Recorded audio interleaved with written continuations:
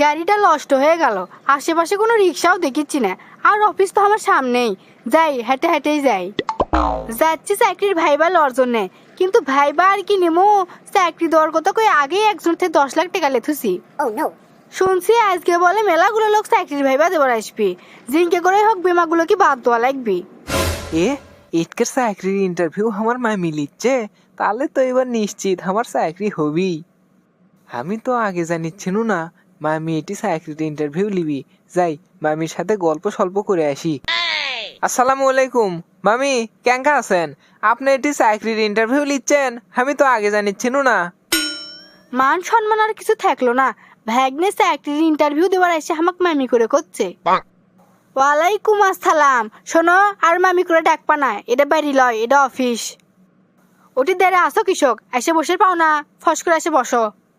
মামি অনেকদিন হলো চাকরির ভাইবা দিচ্ছি বুঝছেন, কিন্তু চাকরি হচ্ছে না। আপনার বেটা আমার দেখে দেখে লেগে পাশ করছে, ওর চাকরি হয়ে গেছে 1 বছর আগে, আজ পর্যন্ত আমি চাকরি খুঁজে পেলাম না। আজকের ইন্টারভিউ যে আপনি লিবেন সেটা তো আমি জানিচ্ছিনু না, আপনাকে দেখে মনত বল পানু। যাক এবার তাহলে চাকরিটা হয়ে যাবি। তোমাক চাকরি দেওয়ার ক্ষমতা আমার নাই, তোমার যদি মেধা থাকে তাহলে তুমি এমনি চাকরি পাবা। চাকরি দেওয়ার কথা কই আগেই 10 লাখ টাকা খাই বসে আছি, ভ্যাগ নাকি এখন ভেসালি পাকায়। আচ্ছা আচ্ছা ঠিক আছে, আপনি তাহলে প্রশ্ন শুরু করেন, আমি সব ধরনের প্রস্তুতি নিয়ে যাচ্ছি। তাহলে তুমি কও তো, তাজমহল কেরা বানাসলো? এটা তো খুবই সোজা প্রশ্ন, তাজমহল বানাসলো সম্রাট শাহজাহান। কিসের সম্রাট শাহজাহান? কোন সম্রাট শাহজাহান? তোমার তো দেখেছি বুদ্ধি শুদ্ধি কিছুই নাই, তাজমহল তৈরি করছে রাজমিস্ত্রিরা। বুঝেছি, মামি আমাকে চাকরি দিবার লয়, সেই জন্য উল্টো পাল্টা প্রশ্ন করিচ্ছে, আমিও এনা ফাজলেমি করি। উনকে বুদুর বুদুর করেছ কৃষক, দুই একটা প্রশ্নের উত্তর ভুল হতেই পারে, তুমি যে ভালো ছাত্র সেটা তো আমি জানি। দেখি এবার তাহলে কও, রঙিন টিভি আর সাদা কালো টিভির মধ্যে পার্থক্য কি?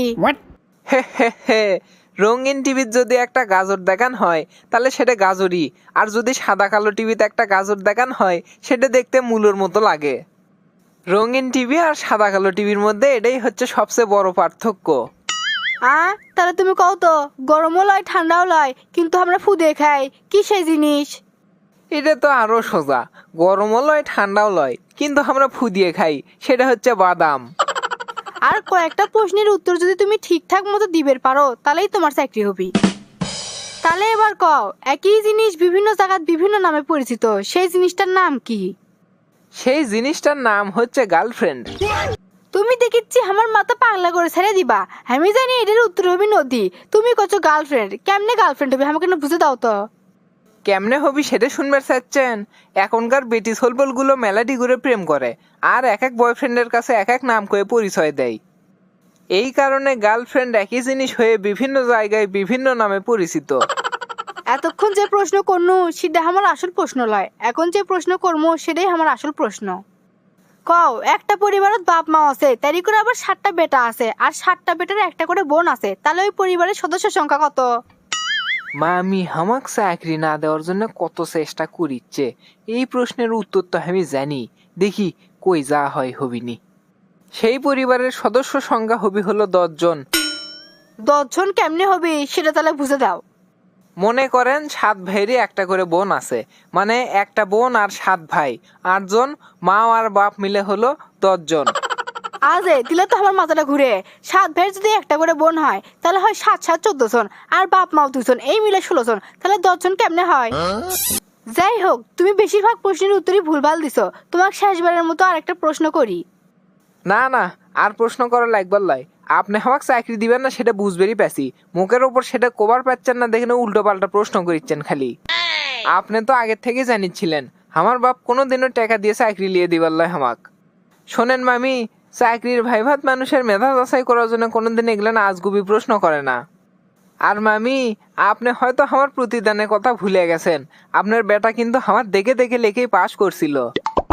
আপনার বেটা তো পড়ালেখা কিছুই পাচ্ছিল না, প্রাইভেট পর্যন্ত আমি পড়াছি, বিনিময়ে কোনোদিন কিছুই চাইনি।